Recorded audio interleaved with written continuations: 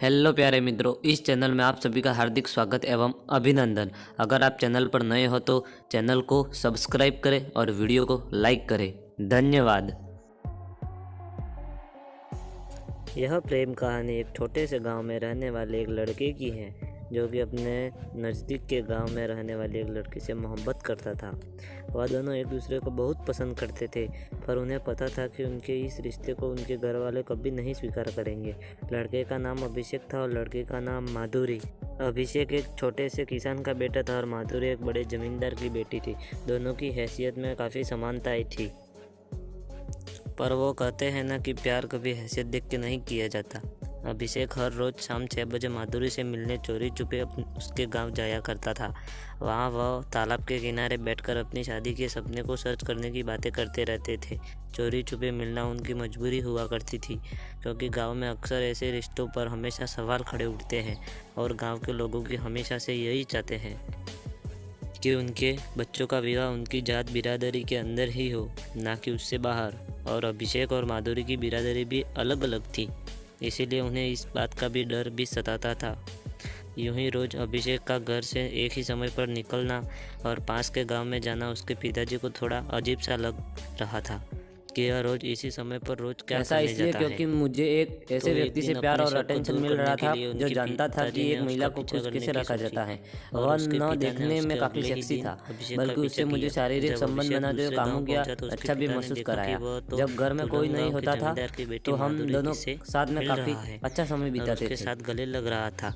यह सब देख उसके पिताजी को काफ़ी शर्मिंदगी महसूस हुई और वह वहां से चले गए। जैसे ही थोड़े समय बाद जब अभिषेक घर पहुंचा तो उसके पिता ने उससे पूछा कि आज तुम तुलंग गांव में क्या कर रहे थे। तो अभिषेक ने बोला, कुछ नहीं पिताजी, मैं बस अपने दोस्त से मिलने गया था। उसके मुंह से झूठ सुनते ही उसके पिता गुस्से में आकर उसको एक तमाचा लगाया और कहा कि दोस्त से मिलने गए थे या अय्याशी करने गए थे। मैंने तुम्हें आज तुलंग गाँव के जमींदार की बेटी के साथ देखा था। क्या कर रहे थे तुम उसके साथ? तुम्हें जरा भी शर्म नहीं आई कि अपने माँ बाप का नाम तुम इस कदर डुबा रहे हो?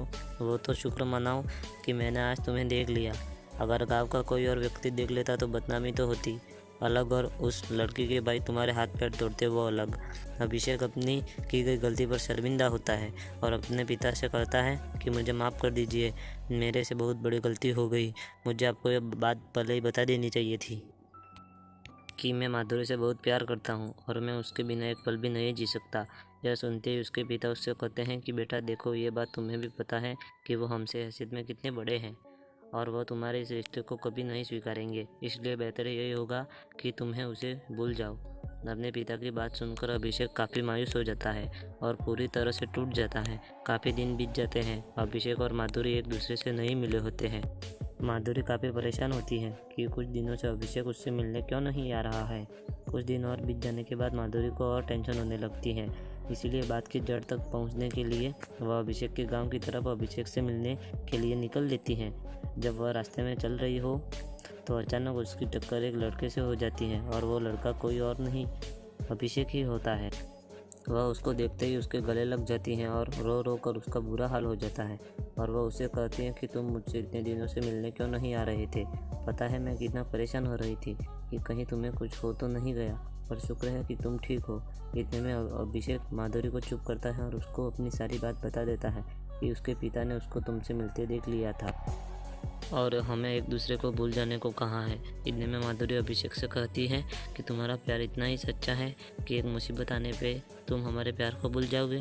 अगर मुसीबत आई है तो हम दोनों डटकर सामना करेंगे। मैं आज ही अपने पापा से तुम्हारी बात करूंगी कि हम एक दूसरे को कितना चाहते हैं। इतने में अभिषेक माधुरी से कहता है कि नहीं, तुम ऐसा कुछ नहीं करोगी। मैं नहीं चाहता कि तुम अपने परिवार के सामने शर्मिंदा हो और उनका दिल दुखे, इसलिए बेहतर यही होगा कि अब हम एक दूसरे को भूल जाएं। इतना कहकर अभिषेक वहाँ से चला जाता है, पर वो मन ही मन रो भी रहा था कि उसका इतने सालों का प्यार अब खत्म हो जाएगा। माधुरी काफ़ी उदास होकर घर पहुँचती है, पर वह अभिषेक की बात को ना मानते हुए अपने पिता से अपने रिश्ते का खुलासा कर देती है। वह बताती हैं कि वो अभिषेक से कितना प्यार करती हैं यह सुनकर माधुरी के पिता उस पर काफ़ी गुस्सा होते हैं कि इस बात पर नहीं कि उसने प्यार किया, बल्कि इस बात पर कि उसने किशन के बेटे से प्यार किया। माधुरी के लाख मनाने के बावजूद भी उसके पिता उसकी बात नहीं मानते हैं और उसको एक कमरे में बंद कर देते हैं। कुछ दिन बीत जाने के बाद माधुरी के पिता उसकी शादी अपने एक दोस्त के बेटे के साथ पक्की कर देते हैं। माधुरी इस रिश्ते के लिए बिल्कुल भी तैयार नहीं थी, पर अपनी नाक काटने के डर से उसके पिता को यह फैसला मजबूरन लेना पड़ा। माधुरी की शादी की खबर सुनकर अभिषेक को एक झटका लग गया था और वह काफ़ी दुखी हो गया था। माधुरी की शादी को होने में सिर्फ 2 दिन रह गए थे। माधुरी पूरी तरह से टूट चुकी थी, पर माधुरी को ये ज़रूर पता था कि अभिषेक के दिल में अभी भी उसके लिए प्यार जिंदा है।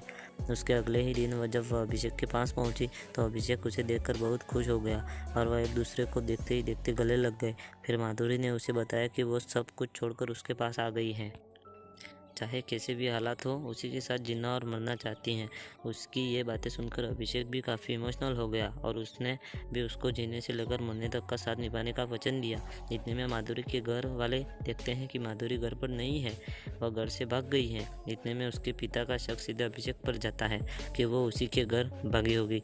इसीलिए अपना वक्त जाया न करते हुए उसके पिता अपने आदमियों के साथ सीधे अभिषेक के घर की तरफ निकलते हैं।